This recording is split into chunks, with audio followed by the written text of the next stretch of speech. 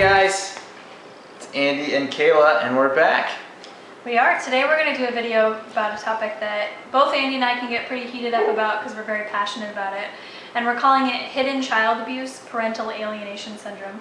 So we're going to be covering what it is, the spectrum that it can occur along, what it looks like in the child and the parents, and why it is child abuse. Yeah, absolutely.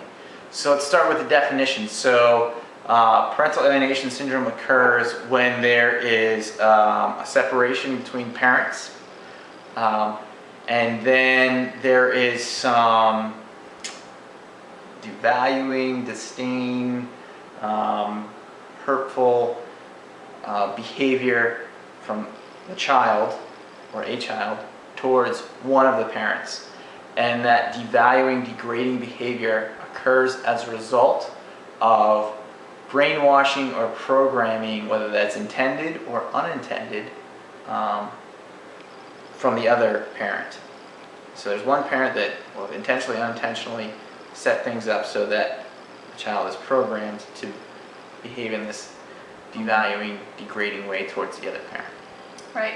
And it can occur along a spectrum. So there's mild, moderate, and severe parental alienation.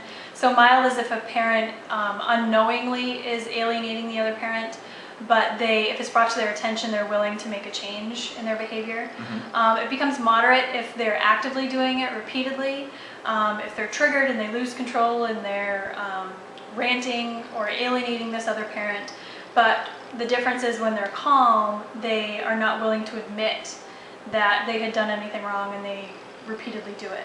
It becomes severe when a parent becomes so obsessed or committed to this negative campaign of the other parent to the point where they're destroying the child's relationship with the other parent. Right, absolutely.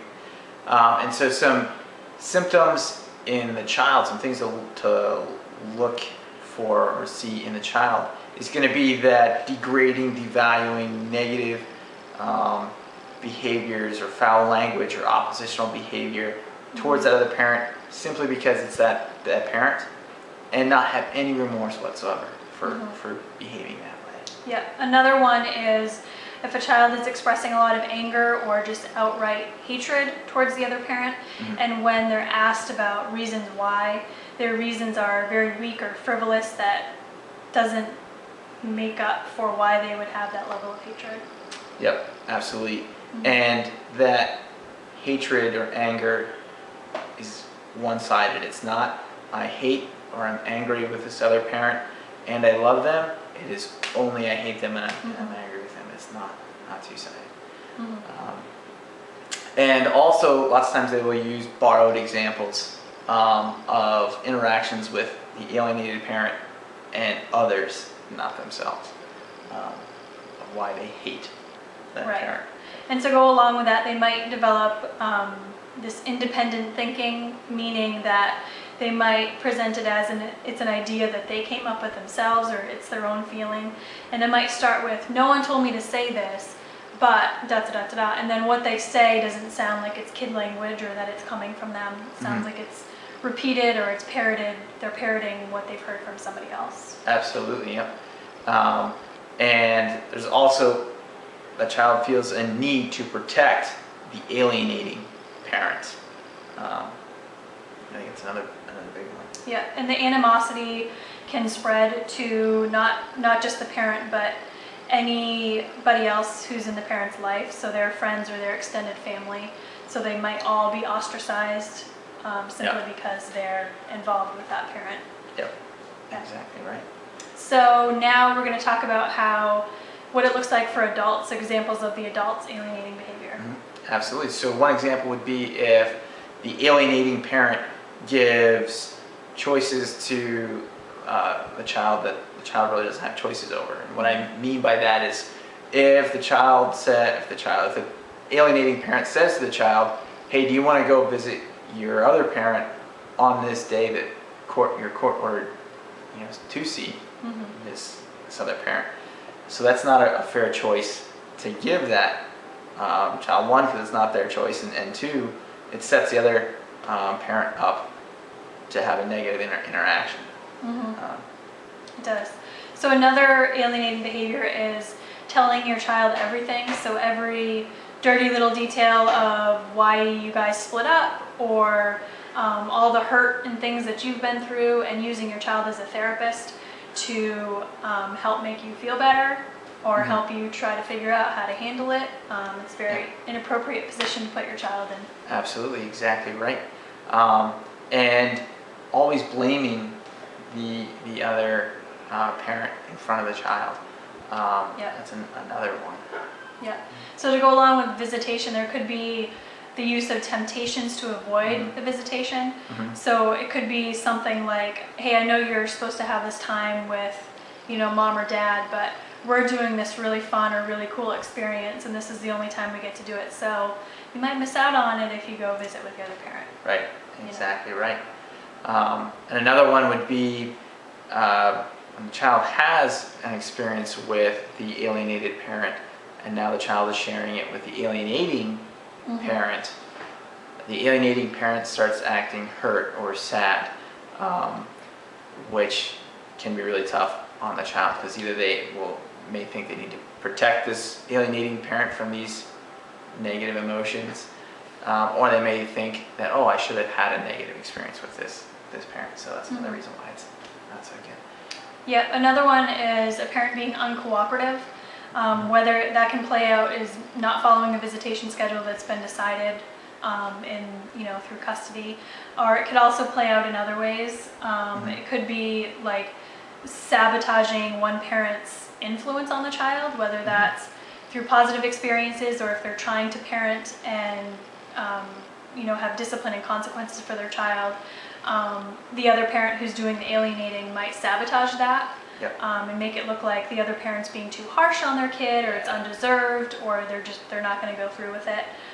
So there's no co-parenting happening there. It's completely uncooperative. Absolutely. And the child is the one who's suffering. Yes, exactly right. And so I think a last example to kind of leave everybody with is when the alienating parent will twist an experience that the child had with the other parent, the alienated parent, into something that is traumatic. And what I mean by that is that the child may or may not even have this memory of this interaction with this alienated parent. And now the alienating parent presents it in such a way that the child now perceives it to be traumatic. And so that mind warp can be abusive and very, very traumatizing and difficult for the child to kind of work through. So I think that's a good segue into, well, why is this abuse? Yeah, so parental alienation is considered child abuse. Both Andy and I as counselors truly believe that it's abuse. Absolutely. And it can be very hidden in some of the examples of behavior that we just talked about. And I mean, as a parent, you're setting up a model for relationships and love that your child will have currently and in the future. So if you are participating in alienating behaviors of one parent, you're teaching your child to use and abuse and bully other people. You're filling their heart with hate for another human being. And both parents play such an important role in a child's life, even if they're not, even if they don't get to be with both parents all the time. So if you're saying the other parent is bad, evil, or unworthy of love, then you're basically telling your child that a huge part of them is bad, evil, and unworthy of love. And that is child abuse. Absolutely, yep. And to go along with that as well, that invalidation of that child and their experiences and their love for their other parent is very, very abusive, to the point where the child can question their sanity to that extreme, and to distrust themselves, their thoughts and feelings. Exactly. So all of that can be very hurtful. Not to mention that traumatic example that I just gave just a second ago about twisting stuff around.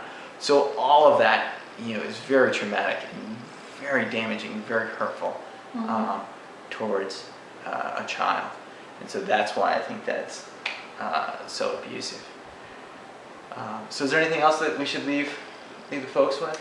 Yeah, I do want to say that below the video in the description, we're going to have links to articles and websites where we pulled some of the information that we shared with you today, as well as some support group type things of parents who are going through or have gone through this.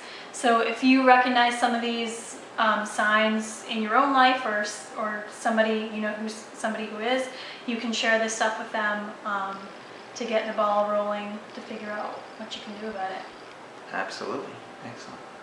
So as always, this may not apply to you, it may not fit in your life, but if it does, work what works for you. and leave the rest.